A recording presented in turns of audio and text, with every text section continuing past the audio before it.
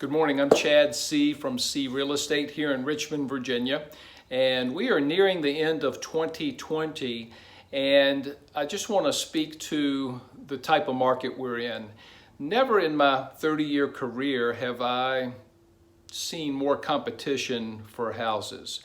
There are lots of people looking to buy homes, looking to take advantage of these low interest rates, and there are just not that many houses for sale. So that creates competition, and not in all markets and not in all segments of my market. There are certainly some houses that are on the market for a while and some places where the demand isn't that great.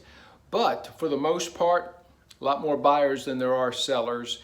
And as we have buyer clients going to make offers on houses, they find it very competitive. In fact, we have buyers miss out on lots of houses. It seems like the tendency when you first go to buy a home is to try to get a good deal yourself.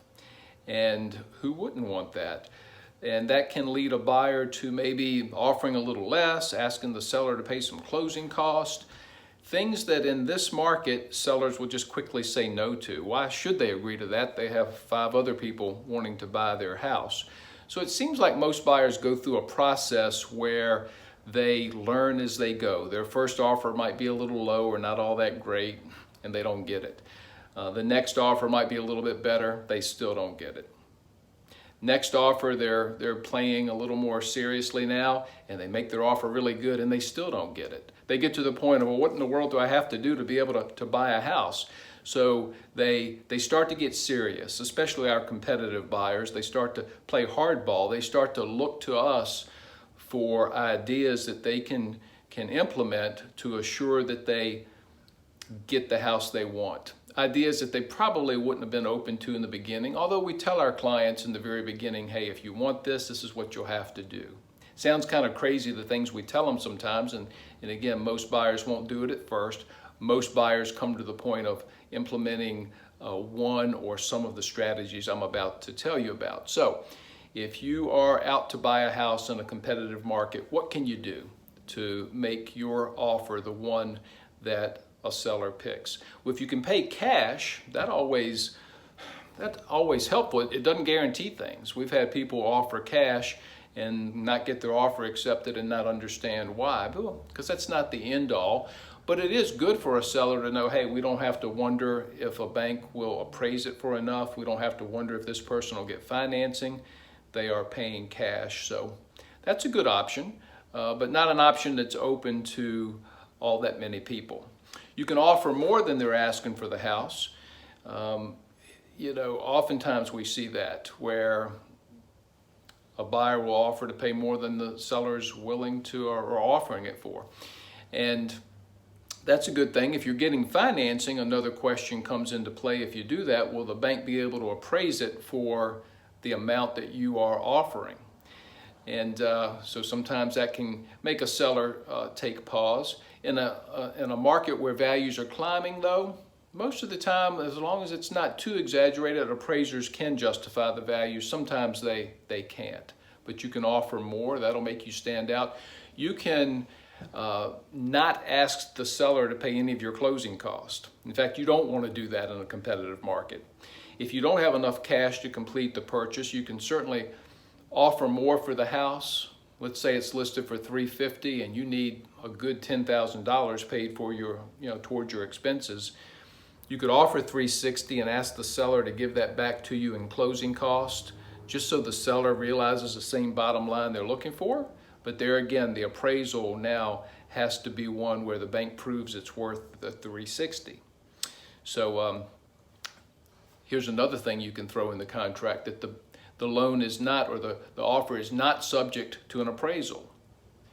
So what you're saying is, hey, I don't care if it doesn't appraise for what I'm paying for it, and I'm going to buy it. Now you need to make sure with your bank that you can complete that purchase, because that may mean that you have to come up with additional cash to make the ratios such that the bank is still comfortable loaning the money. But if you take that appraisal question out of your contract, sellers look favorably upon that, your chances will be a whole lot better. Flexible closing date is good. You can, in your offer, you can make sure the seller knows, hey, this is when we're proposing to close on the house and take possession of it, but we are so flexible. We can close on it earlier, we can close on it later. We can close on it in 30 to 60 days and give you, Mr. or Miss Seller, the right to rent the house back from us for a month or two to make your transition into your next home easier. So you're just being more and more accommodating to the seller. You want your offer to stand out from the crowd. You could make a non-refundable deposit. You could make a large deposit on your with your contract, and you can say, you know what, if we don't complete the purchase, you can keep our $5,000. You're just putting more and more skin in the game. You're showing that seller that you are serious, and you are giving that seller all the reasons you can to believe that the transaction is going to be completed, and it's going to leave them with as much cash as they can expect to have from the transaction. So how about this one? No home inspection. Well, that can be a little bit risky. If you're looking at a house, however, that has been well maintained, and you just can tell by looking around that, hey, this place is in beautiful condition,